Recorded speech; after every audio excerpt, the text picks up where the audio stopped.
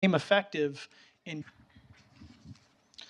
the authorized rate increases and decreases established back then cumulatively represented a 2.1% increase in residential rates and a 2.7% increase in commercial rates. However, over that same decade, the consumer price index increased by 33.9%.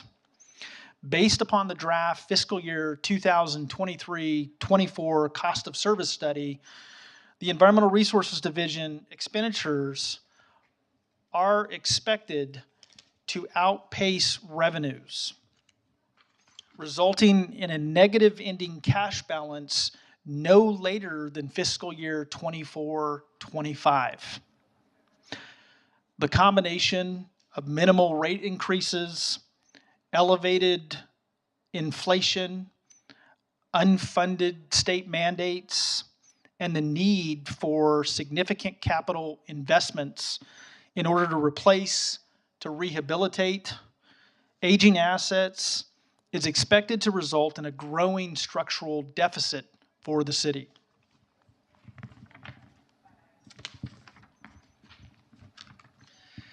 As an industry standard and also for best management practices, the city's rates should cover the cost for providing the services.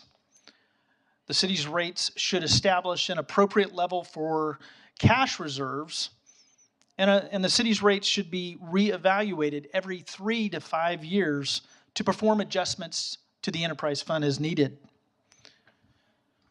The last environmental resources cost of service study was done in 2012 and implemented in 2013. Reftelis financial consultants who were placed under contract in December of 2022, are assisting the city with the preparation of a cost of service study, which will support the recommended changes to the current rates and fee structure.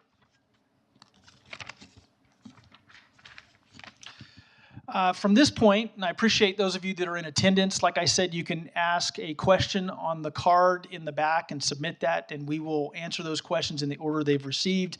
And again, for those of you joining us online, you may submit a question in the chat feature or online, and we will answer those questions as well.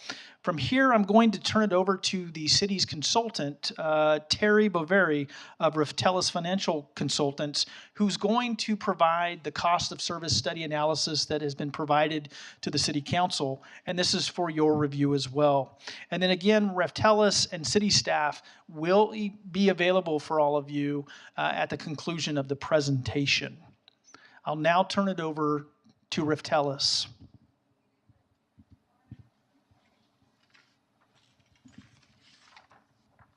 Good evening. For the record, my name is Terry Boveri with Reftelis, and was responsible for the preparation of the financial plan cost service study for the city. I have a presentation this evening I'd like to run through. If you could please advance to the next slide. The agenda for this evening's presentation is going to focus on, why are we discussing rate increases, key issues facing environmental resources, the solid waste department, key steps to conducting a rate study, our methodology, the rates and fee design overview, our key assumptions, and our preliminary rate scenarios. We looked at several options. Next slide. As Mr. Zietz mentioned, the city's Environmental Resources Division is operated as an enterprise fund. And it is not like other governmental services, police, fire, libraries, parks that are funded by tax dollars from the general fund. Environmental resources is funded from user fees, and the cost of service must be recovered from those fees for those services. Rates must keep up with the costs in order to operate the city's solid waste collection and disposal operations in an effective and efficient manner. As previously mentioned, the last time the city approved a cost of service study was back in 2012. Since then, additional key state regulations such as SB 1383, which requires the addition of new routes with no change in staffing, has resulted, for example, in significant increases in overtime expenses, among other things. By law, Proposition 218, rates must be based on the cost to provide solid waste service. Next slide.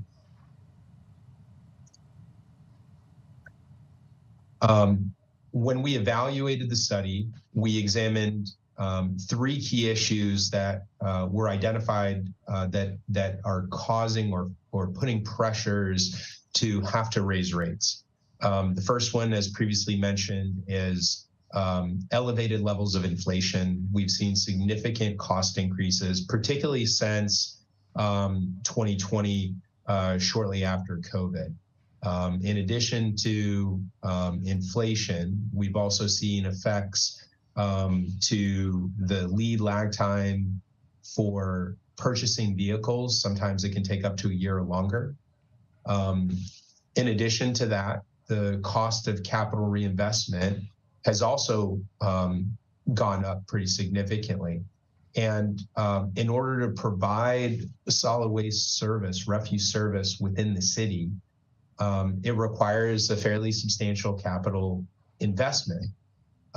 Currently, the city has invested about $60 million into vehicles and infrastructure like the Del Norte material recycling facility and transfer station. Those assets are reaching or near end of life and will require replacement, which is a cost driver for the rates. The last and other element driving up cost of service is unfunded mandates.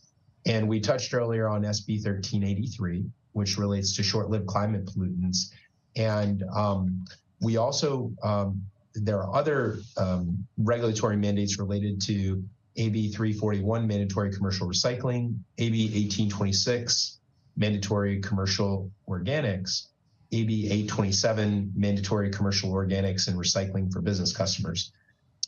All of these different types of regulatory mandates have an associated cost with them, which push more pressure on the cost of service. Next slide.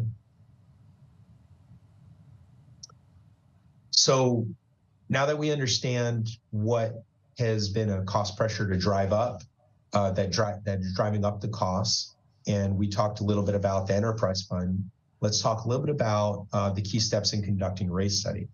The first one is to develop a financial plan and determine what the funding requirements of the system are.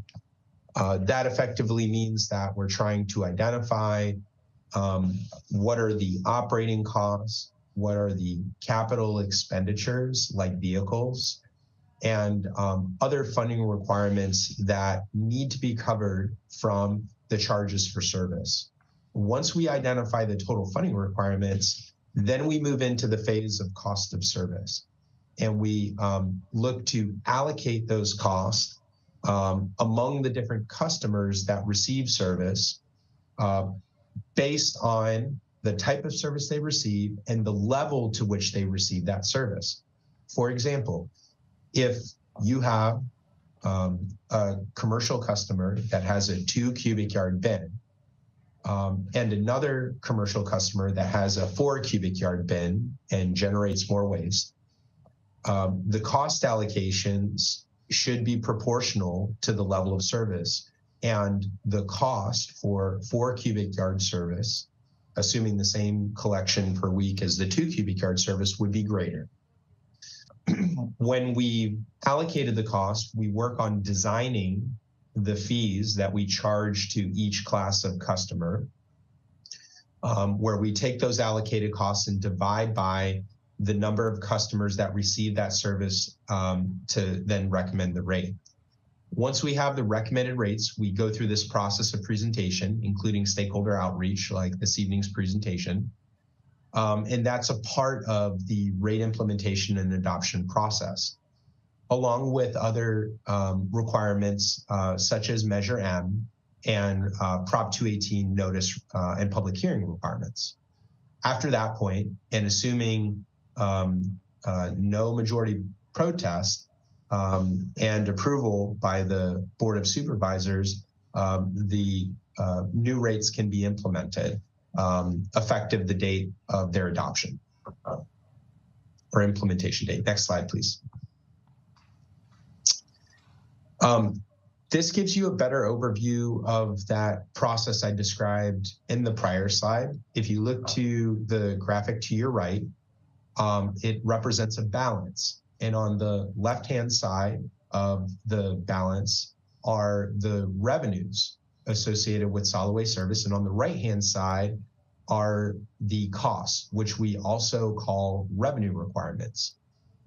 On the left-hand side, the number one source of revenue are going to be the monthly charges for collection service, primarily, along with the gate fees or tip fees and other charges that the city bills customers for disposing at the Del Norte facility.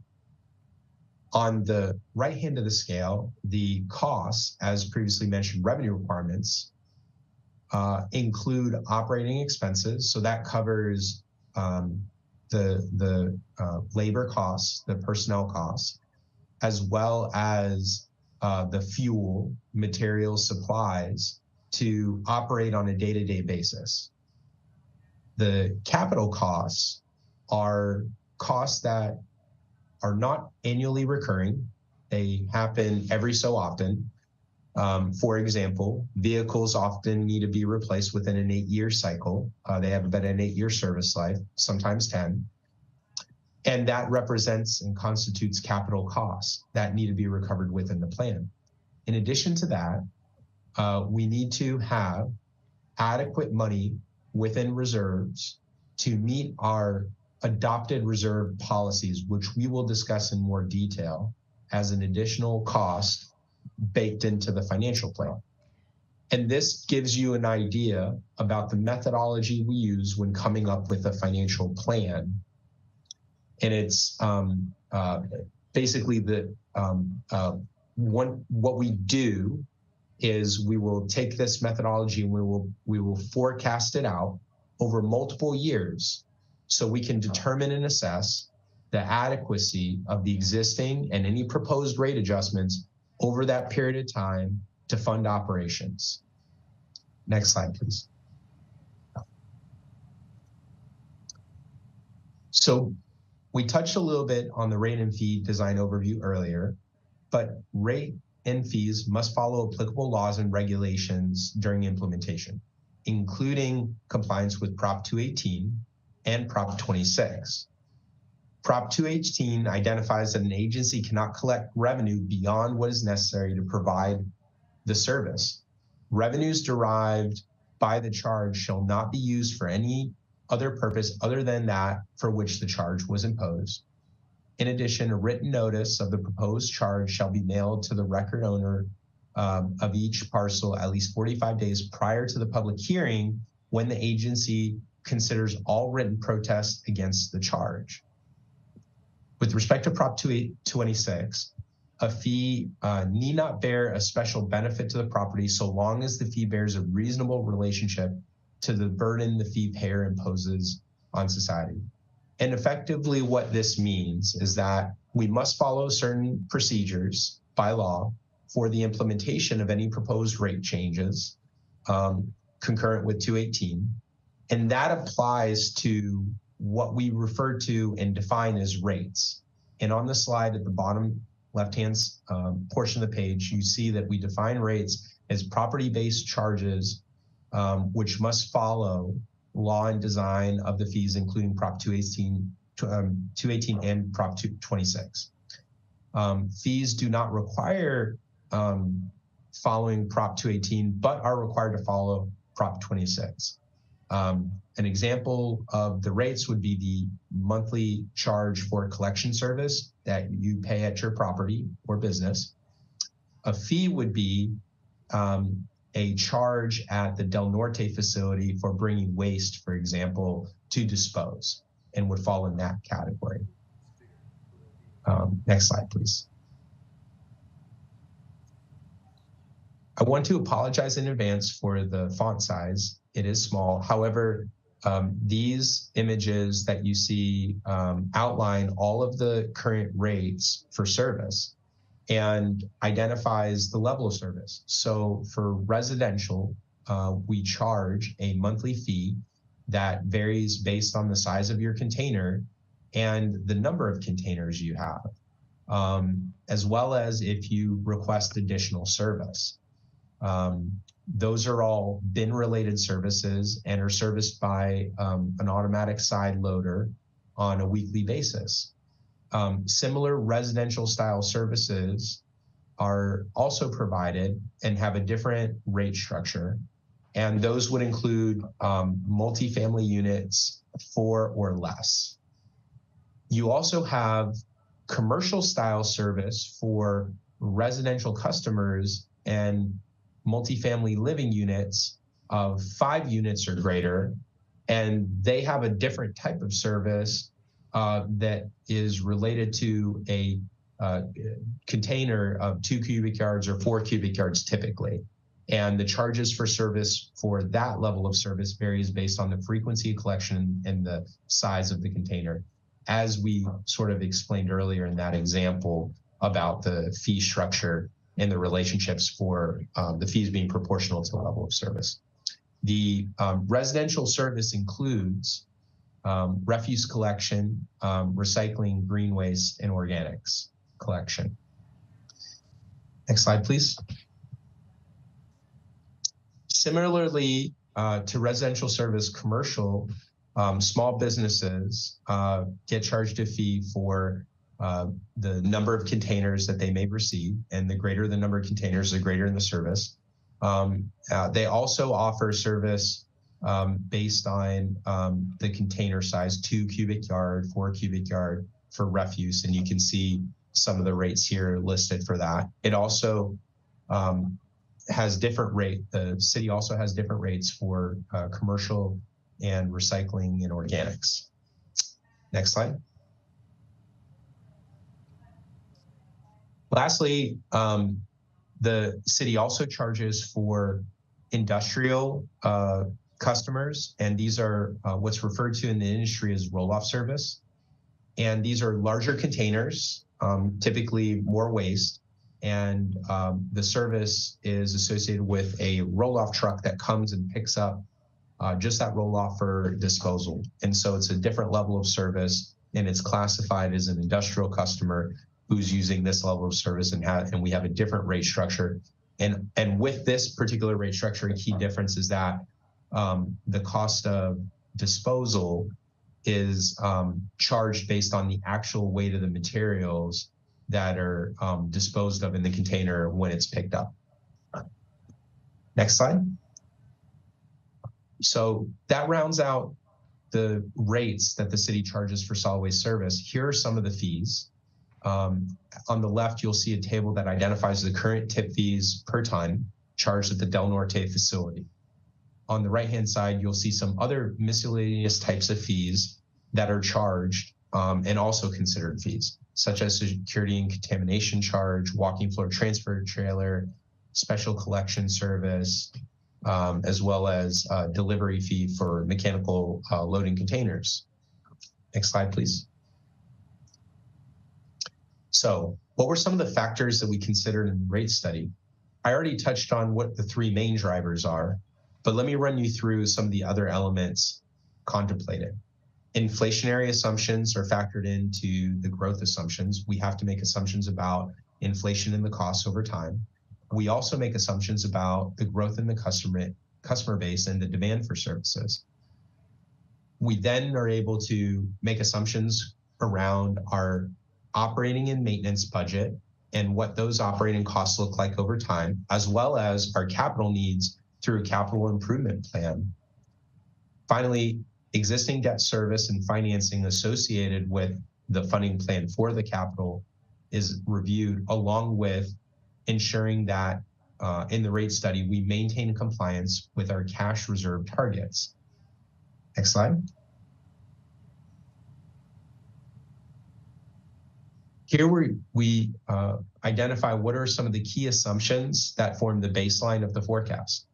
We currently serve around 34,000 single-family residential customer accounts and 8,300 multifamily non-residential accounts. We did not assume growth based on projections by the California Department of Finance projections.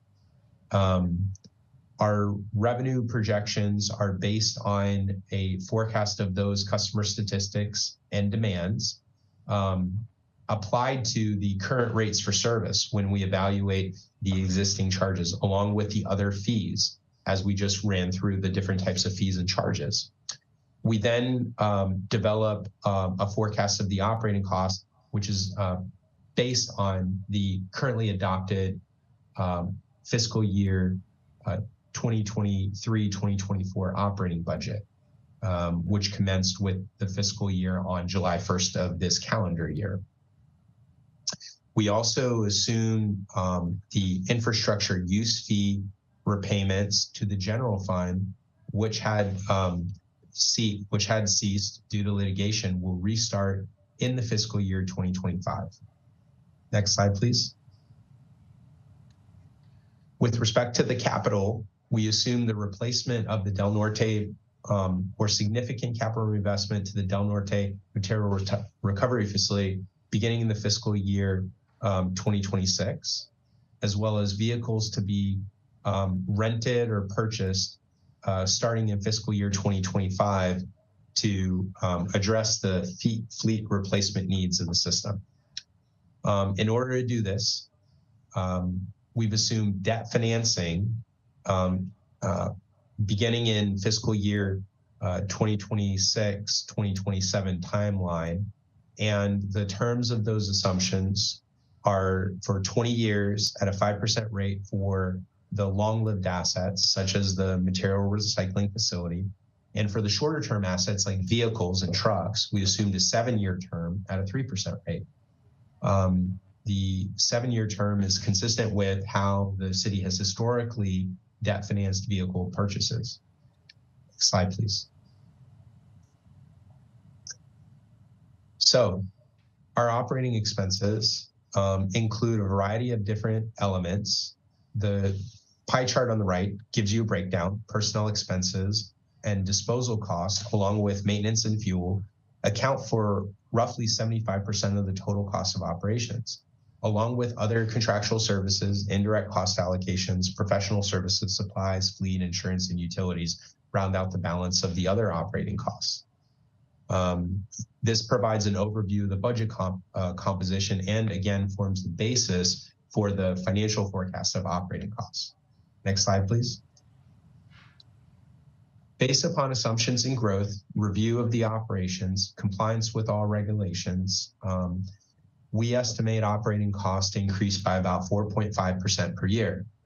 You might notice that from fiscal year 24 to 25, there's a bit of a larger bump up in the chart, in the bar chart, which represents the operating costs. That's partly because of, as I mentioned earlier, the reinstatement of making payments back to the general fund at $2 million per year for the infrastructure use fee or IUF payments. If you exclude that one-time bump up, operating costs are projected to grow in our financial plan at closer to 3.3% per year. Next slide, please. The inflation assumptions were developed based upon a review of recent trends. And the chart you see right here gives an overview of the historical rise in inflation that we talked about earlier. What you'll notice with the chart on the right is historical inflation, and there are 3 lines. The red line represents the Bureau of Labor Statistics reported consumer price index for the national average. And it represents what the cumulative amount of inflation has been over the last 3 years, which has been fairly substantial at close to 20%. The green line which closely approximates the CPI, is called the Garbage and Trash Index. And that is a subcomponent to the Consumer Price Index and is a measure at a national level how fast the rate for garbage services are increasing. The blue line represents the producer price index weighted based on the cost for typical solid waste service, and it is inflating up to about 50% over the same period of time. Has come back down a little bit because of reduction in fuel prices. But what that represents is that the cost inputs to provide service have exceeded the basic inflation that we see. And what the key takeaways are is that CPI or inflation is a measure of cost increases for the typical consumer, but solid waste services and the cost of those solid waste services don't exactly align with that.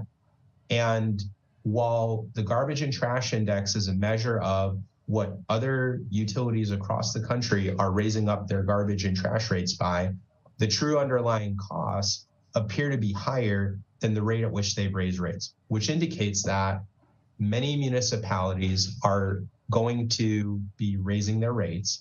And we already know that there are other municipalities within the region, within Ventura County, that are anticipating and do have planned increases in the next year. Next slide, please.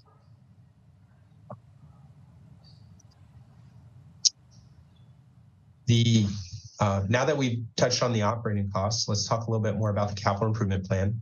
We did assume debt service to fund a significant portion of the capital improvement plan. That reduces the cost on the existing ratepayers because it spreads that cost over future years, over a longer period of time. And that's necessary when considering the large amount of capital reinvestment that is going to be required.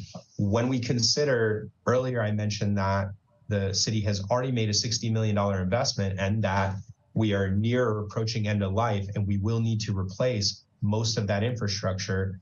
I don't think it's too surprising that we've identified around $78 million in need over the near-term forecast. And that includes principally replacing the all of the equipment within material recycling facility, as well as replacing the vehicles and equipment necessary to provide service, which are close to the end of service life. This also considers allowances for compliance with regulations such as CARB and zero emission fuel requirements. Next slide, please. As mentioned earlier, if we take no action, we will run a deficit. And the chart on the left, the bars represent the funding requirements, those three elements of costs that we talked about earlier, juxtaposed to the green line representing our revenues. And you might notice that the green line, the revenue, drops a little bit from the fiscal year 24 to the fiscal year 25, and that's in recognition that the city will stop making payments back to the enterprise, the solid waste enterprise fund associated with the IEUF lawsuit. If we take no action, and as those funding requirements exceed that line, what you'll see is the chart to the right projects the ending fund balance, and you can see how it will go negative. So there is quite a big gap, and the need or the drivers for the rate increases are sort of exemplified by the chart on the left, the amount by which the bar exceeds the lines and the proportion of the operating costs relative to the debt service and the capital gives you an idea about how much both of those elements factor into the cost increases. In other words, because more of the bar above that line is accounted for as an operating cost, the operating cost has a bigger effect on the recommended rate increases. Because of the amount or the gap that we have, the size of the gap that we have, We worked with city staff to come up with a series of different rate scenarios. Next slide, please. And you can advance again one more time. Before we run you through those options that we looked at, it's important to note a few things about the rate structure. The cost of service analysis is still underway, and Raftalis our firm is working closely with City to provide the final rate design. The following rate projections are not final and are subject to change as it projects the rate adjustments across the board currently. So in other words, the difference between the line and the bars represents a percent of revenues, and we've applied those percent differences to rates, the existing rates, to estimate what the impacts are. But the results of the cost of service may slightly change those outcomes. The other point to mention is that the city will maintain its affordability program, which offers a $25 discount to those who qualify. Next slide, please. So we examined 4 different scenarios and 2 different model sensitivities. The first model sensitivity looked at what happens if we don't do any rate increase and we have to fund the full capital. That is in fact what we've already presented in the prior slide, and we showed you what that fund balance, but we'll present it one more time. The other sensitivity that we performed was to look at what if we were to do rate increases, but we did no capital expenditures. And this gives you a feel for what the effect to the residential customer bill might be with no capital. So when we look at the various scenarios, because we know that if we don't fund any capital, that would be a problem for the going concern of the business, that without functioning vehicles and a functioning MRF, that we can't continue to provide the service for the public health, safety, and welfare. So for that reason, the scenarios that we looked at 2 different types of levels of capital funding: a reduced capital funding and also the full capital funding. Reduced capital funding is defined as only replacing half of the vehicles and doing the minimal amount needed to keep the material recycling facility in operation. If we were to reduce the capital, we also looked at the need for phasing in the rates. And if we were to, phase in those rates, we would require an interfund loan to fully meet the cash flow needs of the enterprise fund as we take time to phase in those rates. And so we looked at both phasing in and immediate increases, along with a reduced capital and a full capital, to round out the 4 different options that we'll be presenting this evening. Next slide, please. So we have a lot of items here on the slide. This is just for full disclosure about some of the key assumptions that we baked into the financial plan. We've already touched on many of these earlier through the other slides, such as the compliance with the CARB zero emission vehicles, the basis for the operating costs, the escalation factors, the regulatory requirements, and the like. So I'll save us a little bit of time, and we can forward to the next slide since we've already touched on those items. And what you see before you is that model sensitivity one, which we presented just a little bit ago, and it does demonstrate that we go negative with no rate increases at the full capital level. The next slide is the model sensitivity 2. If you could please forward the slide, thank you. And it identifies what are the percentage increase in revenues required and corresponding bill impacts if we were to raise rates in lockstep with those percentage increases.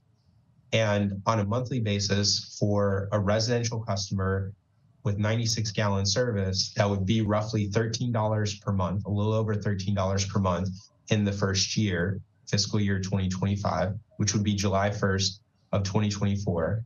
And then in subsequent years, inflationary adjustments, approximately $1.50 per month.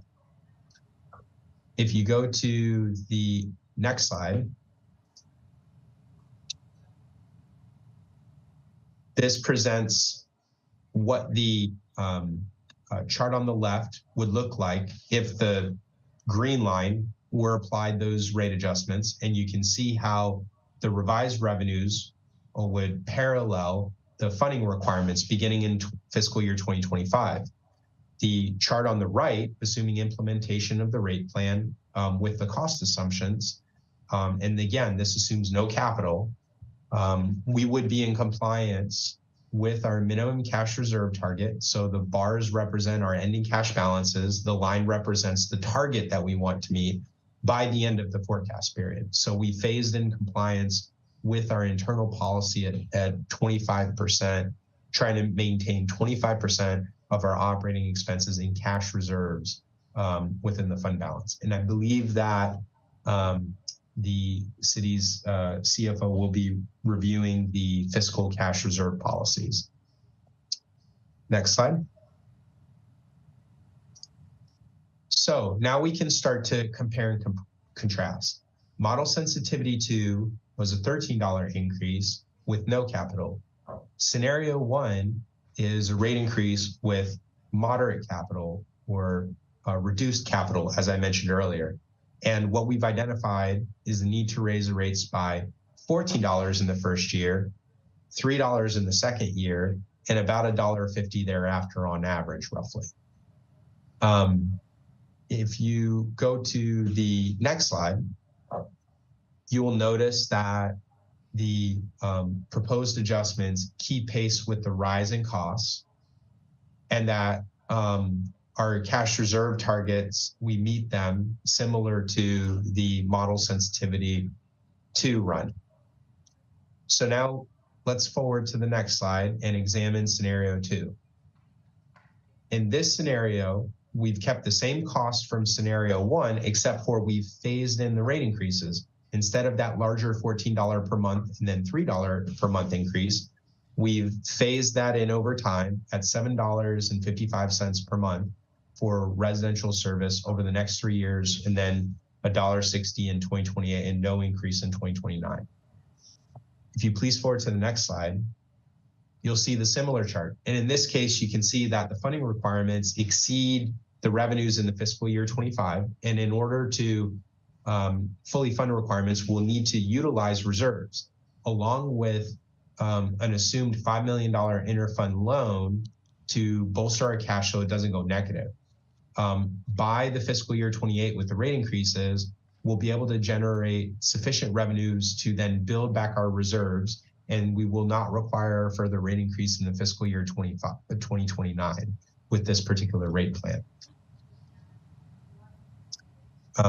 The issue with this plan, as you can see, is that our cash balances get very, very low, and it will result in higher overall rates over the longer run, which when you do a rate phasing, which we can explain in greater detail when we compare all of the options at the end. If we can move on to scenario 3.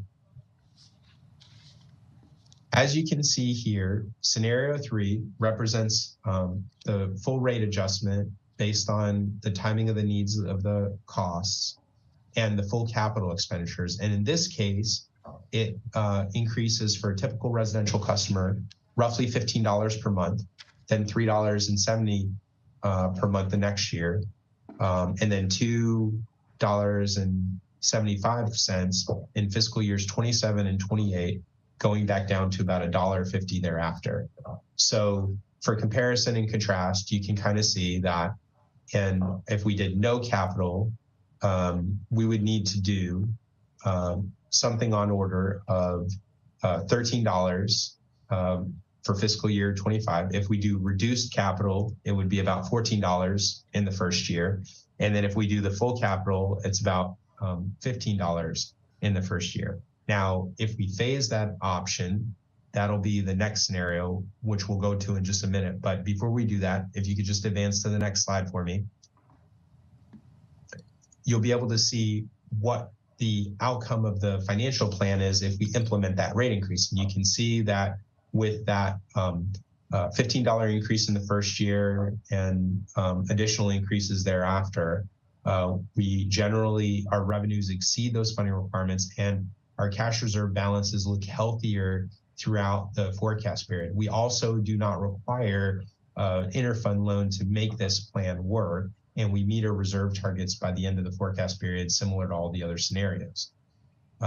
Because this had the biggest upfront increase, we also wanted to compare and contrast with the last scenario. If you can please go to the next slide, which is if we fully fund the capital expenditures and we phase in the increase. And in this scenario, similar to the reduced capital scenario, which if you recall, that was scenario 2, the monthly increases were in range of $7.50 per month. Here we're around $8.70 per month, with minor increases in 2028 and no increases in 2029, similar to scenario 2.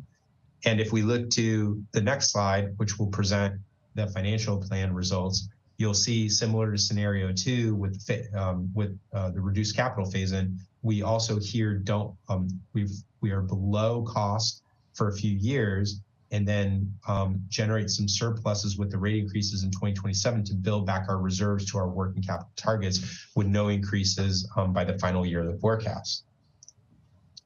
So if we go to the next slide, and I want to apologize in advance if this is difficult for folks to read.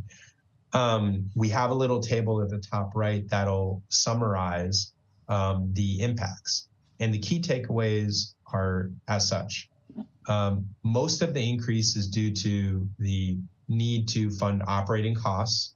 However, there are different options we can look at. Scenario 1 looks at reduced capital. Scenario 2 looks at reduced capital. The difference between those two scenarios, again, is that scenario 2 phases in the increase over time. If you add up those increases all together, they end up being greater than if you were to just raise the rates sooner as scenario 1. But the impacts are pretty high. Scenario 3 is the full capital, so that's the largest upfront increase.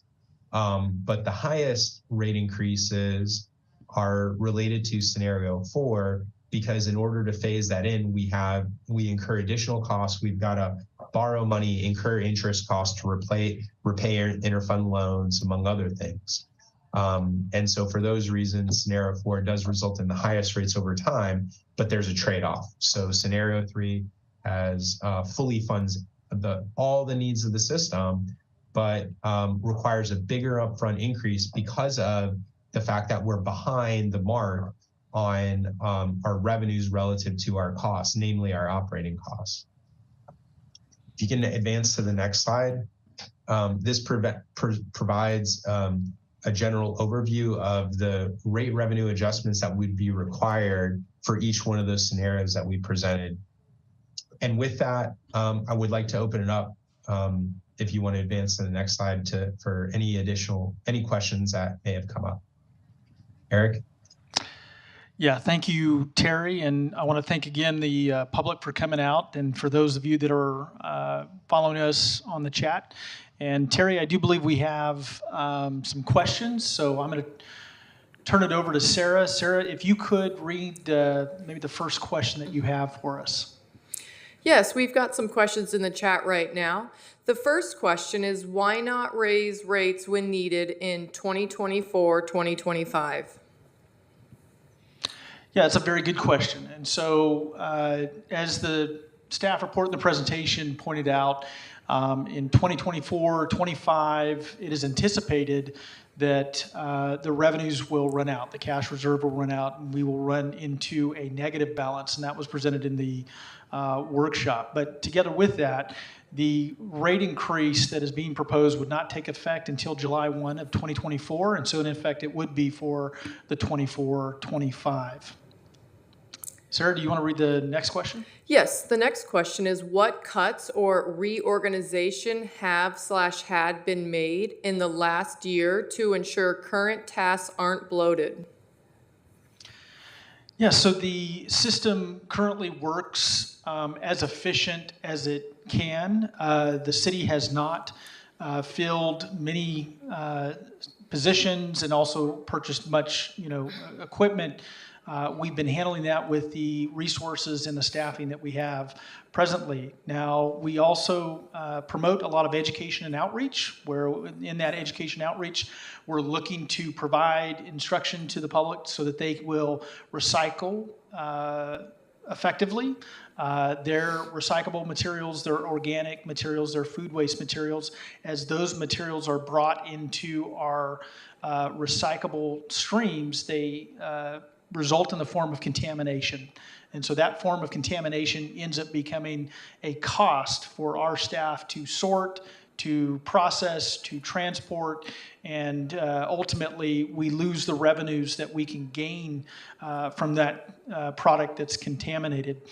Together with that, the City of Oxnard Public Works Department Environmental Resources Division has been working efficiently with we are the second to the bottom as far as rates. There has not been a rate increase, as the staff report and the workshop informed you, over many years, over a decade. And so with that, most of the materials in Ventura County that come into the City of Oxnard, we are one of the primary focal points of receiving that material. And so we have been efficient with the staff and the equipment that we have to process that material.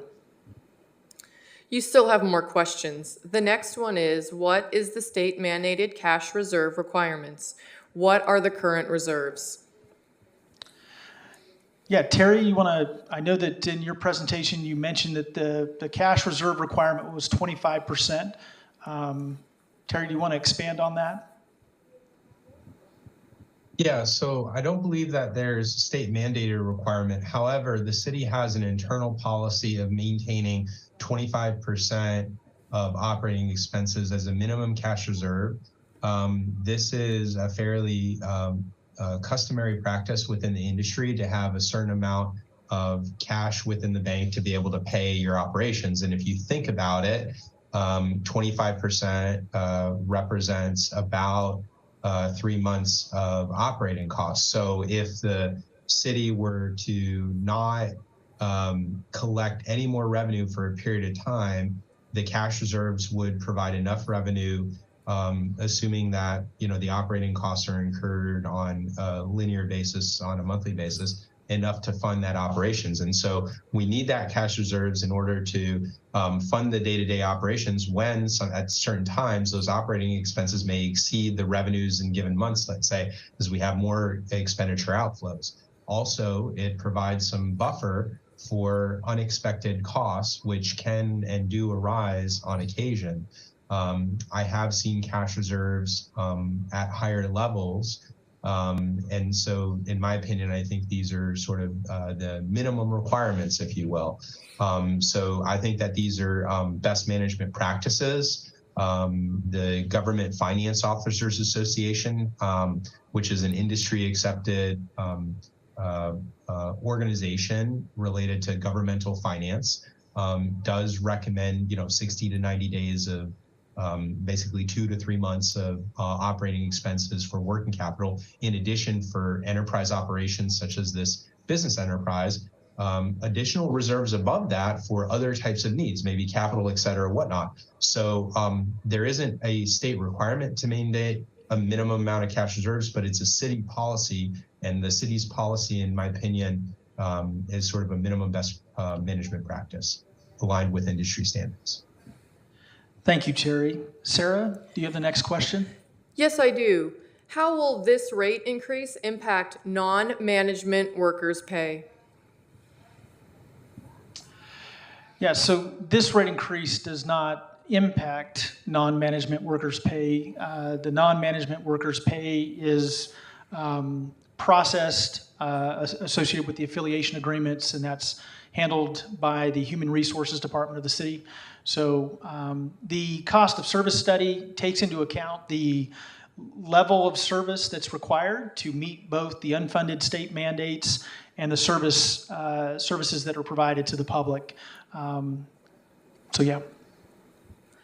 Okay, we still have more questions in the chat. The next question is, will rates go down immediately once the Fed successfully reduces inflation? Will there be a trigger to lower it? Yeah, so Terry, I'll answer first, and if you want to add to this, the cost of service study for the enterprise fund is something that needs to be reevaluated every 3 to 5 years.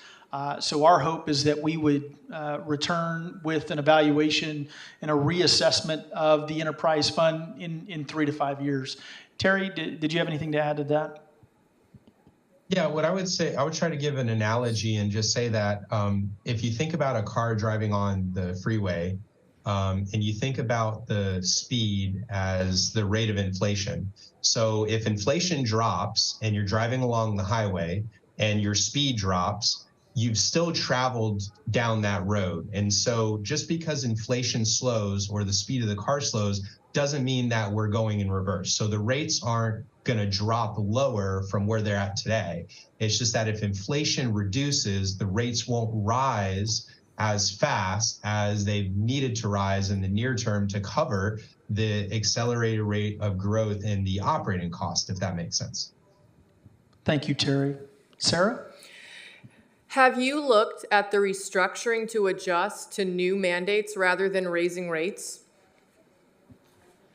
Yes, so the unfunded state mandates require a level of service both for residential and commercial. Many years ago, AB 939 was put out, and that was when in the 90s the 3-cart system was made effective for residential. Then, as the presentation, as Terry from Rivatellis had pointed out, Assembly Bill 1826 came in, which required the green waste collection service for commercial and multifamily. And then, now we've got Senate Bill 1383 and many others. And so what ends up happening is that the state has put these mandates upon the city of Oxnard and other municipalities. And we have had then to go forward to provide that service. Now, for adjusting and reconciling the shop, we are looking at efficient ways for equipment, both in terms of alternative fuel sources. As it relates to providing service, we're trying to make our routes as efficient as possible such that when they go and touch a property, they're doing it as minimally as they can, but while maximizing the number of tips as they go through the neighborhoods. All of the staff that is working in environmental resources is doing their job to the best of their abilities. The material recycling facility at Del Norte is also providing a commodity revenue that puts money back into the system by the recyclables that are collected, both cardboard, metal, aluminum, and that sort of thing. And so the better recycling that the city of Oxnard residents and commercial sector does, the more revenues will be generated into the system that ultimately can bring the cost to do this business down. Thank you, Eric. Your next question is, if you show to these meetings, do you interpret this as consent from Oxnard residents? The answer to that is no. Oxnard residents will be given an opportunity to vote on the proposal that the city gives. And when that Prop 218 ballot comes to those property owners, they'll be given that opportunity then to weigh in on the decision that the city is giving to them. The city has also held a public workshop in South Oxnard in November. And this presentation was also given to both the Public Works Transportation Committee as well as the City Council. So the hope is to be very transparent, and every property owner and resident will have an opportunity to vote and weigh in on this decision. Yeah, I just wanted to add something to that. Michael Wolf, the Public Works Director. I will classify it as a ballot, but it's not necessarily a vote, it's a protest. And so just want to make sure that's clear. We'll follow the Prop 218 process. It's a protest process, not necessarily an actual vote process. So just want to make that clear. Thank you for that clarification. Sarah? Eric, at this time, we do not have any more questions in the chat, but in order to give some of our participants more time, I would like to go ahead and move on to some frequently asked questions that the city has received. And so the first question would be, where does my trash recycling and composting go? Yeah, so your the municipal solid waste, refuse or trash, garbage or rubbish that comes into the city's garbage trucks, both residential and commercial, goes through the Del Norte material recycling facility at their transfer station. It is then processed and taken to the Simi landfill. Recyclable materials go through the Del Norte material recycling facility. They are sorted. There are hand sorters. There's 31 belts that then take that material and produce through a baler a commodity bale system. So we have commodity bales then that the staff, we've got staff then that take those bales and they put them on the market for bid. And so then revenues are produced to the city. So when we deal with organics and green waste and food waste, the organics and green waste and food waste is processed at the tipping floor of the Del Norte MRF. And then we have a contract with Agroman, who's a local vendor, who then accepts our food waste and then therefore processes it. What services does the Environmental Resources Division provide? Yeah, very good question. So Environmental Resources, as I've said, has a material recycling facility at the Del Norte MRF. The material recycling facility processes all of the materials that come through. This includes scale attendants, hand sorters, equipment operators, and the like that process the materials that I just spoke of. There's 180 employees, 179 employees that are at the Del Norte site. The bulk of that, 75-80% of that bulk is due to collections. And so in the collections, we have residential operators, we have commercial operators, we have bulky waste collection crew, and then we have transportation trucks that go and they take the material that's brought in, as I said, to the landfill, and they truck that material out to Simi landfill. So the services provided to the public are residential, commercial, industrial, material recycling, facility processing, administration, revenue generation, and so that basically covers it. Perfect, thank you. So as a question, my household is on a low/fixed income. Does the city provide any assistance? Yes, so the city does offer a $25 credit monthly to eligible residents. And under a program called Project Assist, the City Council has allowed that program to continue, and there's still funds available for that program to be tapped into. So any resident that would like to, tap into that program, they can call the City of Oxnard's Environmental Resources Division, follow us on our website, and we would be happy to process any application that they would like to submit. There's still no questions in the chat, so I'd like to continue on with the frequently asked questions to give people time. Sure. Is revenue from Oxnard's environmental resources rates spent on projects outside of the division services? The answer to that is no. The enterprise fund is based for the services in that enterprise fund. So the collection, the processing, the sorting, the transportation of the materials collected is entirely in that enterprise fund. There's nothing that we would be using enterprise funds other than those said services. The city just raised our water rates. Why are you raising rates again? Yeah, so very good question. So the water rates are a different fund than the enterprise fund related to refuse recycling. The two do not go together. The cost of service study that was produced here deals with the collection of the materials, the three-stream materials, the processing and transporting thereof, whereas the water rates deals with water. It would not deal with the three-stream processing that this enterprise fund pays for. And so the cost of service study is going to present to the public a cost to provide that service, and it does not include any cost for water or any other fund. It is just this enterprise fund for refuse, recycle, and organics. You might have touched on it a little bit, but just to reiterate, what can be done to lower rates for environmental resources? Yeah, so I definitely believe that it's important for the public to do their part in recycling, recyclable material going in your blue bin, food waste, organic material going in your green bin, and then trash going in your trash bin. The less contamination that we have in the organic waste and the recycled streams, then that reduces the cost of labor to hand sort, to pick through that contamination and separate out the trash from the recyclables. Many of the bales that are produced through the Del Norte facility are high value bales. And the reason for that is the hand sorting. But the more contamination there is in these streams, we then spend more labor associated with collecting that contamination out. Another thing is, as I alluded to, we want to make sure that we're doing our part to be good stewards of the city's equipment. So we are looking at alternative fuel sources to be, environmentally friendly.